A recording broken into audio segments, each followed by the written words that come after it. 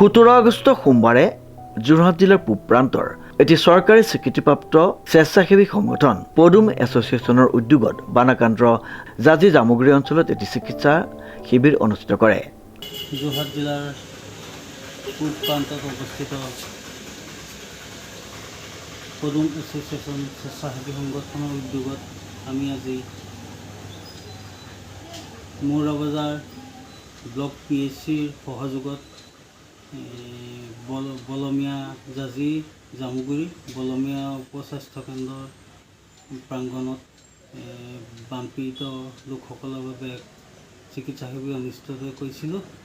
এই চিকিৎসা শিবিৰত সুদূৰ তিনিচুকীয়াৰ পৰা ডাক্তৰ দীপক বৰুৱা ছাৰৰ নেতৃত্বত যি চিকিৎসকৰ দল আহিছিল তেখেতসকললৈ আমি আন্তৰিক ধন্যবাদ আৰু কৃতজ্ঞতা জ্ঞাপন কৰিলোঁ আৰু এই পাহতে প্ৰগ্ৰেম মেনেজাৰ পুষ্প চেতিয়া ছাৰলৈ লগতে আশা ছুপাৰভাইজাৰ অনন্যা শইকীয়া বাইদেউলৈ আমি অশেষ ধন্যবাদ আৰু কৃতজ্ঞতা জ্ঞাপন কৰিলোঁ। সকলোৰে সহযোগত এই আজি চিকিৎসা শিবিৰটো অনুষ্ঠিত হৈ গ'ল। এই চিকিৎসা শিবিৰত আজি প্ৰায় অৰ্ধ শতাধিক ৰোগীয়ে তেখেতসকলৰ চিকিৎসা গ্ৰহণ কৰিলে।